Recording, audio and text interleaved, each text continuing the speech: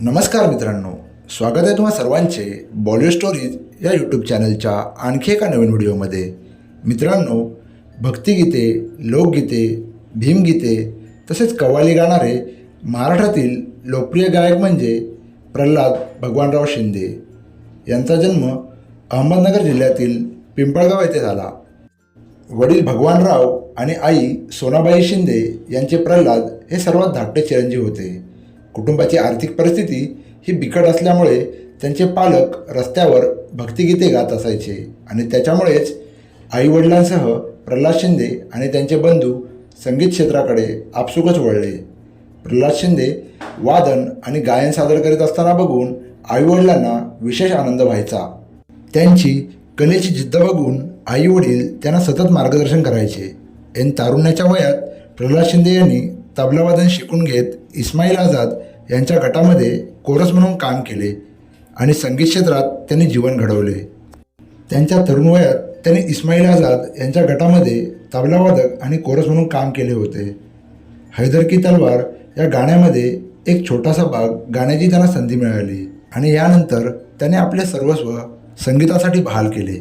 पुढे संगीत क्षेत्रात झोकून देत कार्य करीत संपूर्ण महाराष्ट्राला आपल्या सुरेस्वरांनी बांधून ठेवण्याचे सांगीतिक कार्य करीत त्यांनी आपला नावलौकिक मिळवला तो अद्वितीय असाच ठरला। प्रल्हाद शिंदे यांची सर्व भक्तिगीते, लोकगीते, भीमगीते, भावगीते, कव्वाली आणि कोळीगीते आजही रसिकांच्या हृदयामध्ये घर करून आहेत। संघर्ष आणि जीवन या दुहेरी संकटांवर मात करीत त्यांनी आपली कला सतत बहरवत ठेवली। 18विश्वे दारिद्र्याच्या आठवणींना कवेत घेत ते ग्रामीण भागातून कुटुंबासह मुंबई येथे आले आणि तेथे स्थायिक झाले। आपल्या उपजत कलेला मुंबईच्या रस्त्यावर, रेल्वे स्टेशनवर आणि जिथे जागा मिळेल त्या ठिकाणी कला सादर करून कलेला त्यांनी वाहून घेतले। प्रतिभा आणि उपजत कलेचे दान कदापि ढळू न देता त्यांनी कलाक्षेत्रात एक वेगळी ओळख निर्माण केली।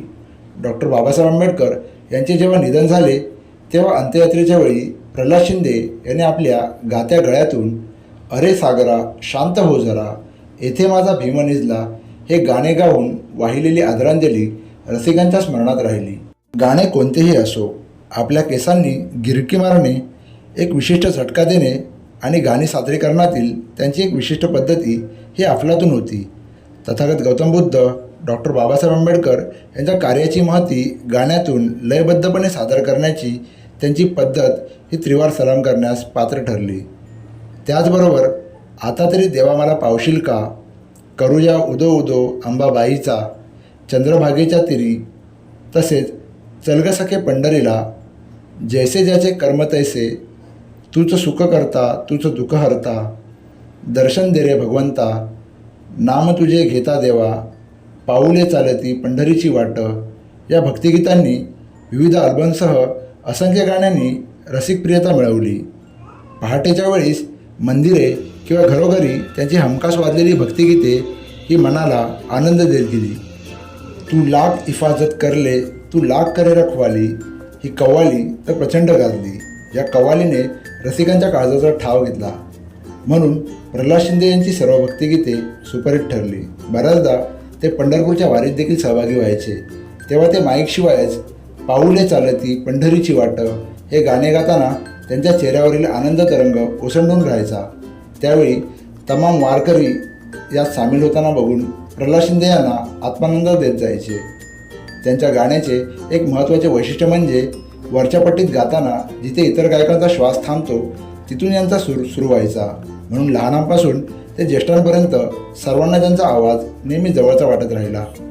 त्यांनी लोकसंगीतातील सर्व प्रकार हाताळले आणि प्रत्येक गाण्याला एका लयीत बांधण्याचा प्रयत्न केला। कुठल्याही गायकी घराण्याची आणि शास्त्रीय गायनाशी दूरवरचा संबंध नसलेले ते एक वेगळे व्यक्तिमत्व होते।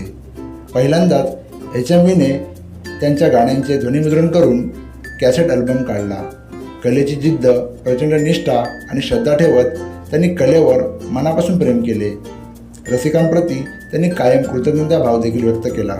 कव्वाली, भक्तिगीते, भावगीते आणि इतर कलाप्रकार सादर करताना त्यांच्या आवाजासारखा जिवंतपणा इतर गायकांच्या गळ्यात कधीच उतरला नाही।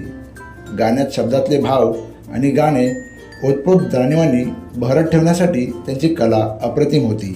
प्रल्हाद शिंदे यांच्या पश्चात शिंदेशाही घराण्याचा गायकीचा वारसा त्यांचे सुपुत्र आनंद शिंदे, मिलिंद शिंदे आणि दीर्घ शिंदे यांनी त्यांच्या पाऊलावर पाऊल ठेवत पुढे चालवलं आहे. त्यांची नातवंडे म्हणजे आदर्श शिंदे, उत्कर्ष शिंदे आणि हर्षद शिंदे यांनी देखील आपल्या आजोबांचा वारसा कलेच्या माध्यमातून जोपासत आहेत. मित्रांनो, महाराष्ट्राचे थोर लोकगायक प्रल्हाद शिंदे यांच्याविषयी दिलेली माहिती आपणास कशी वाटली ते आम्हाला कमेंटद्वारे नक्की कळवा. व्हिडिओ आवडले असल्यास व्हिडिओला लाईक आणि शेअर करा. चॅनलवर नवीन असाल तर चॅनलला सबस्क्राईब देखील करा. व्हिडिओ शेवटपर्यंत पाहिल्याबद्दल धन्यवाद.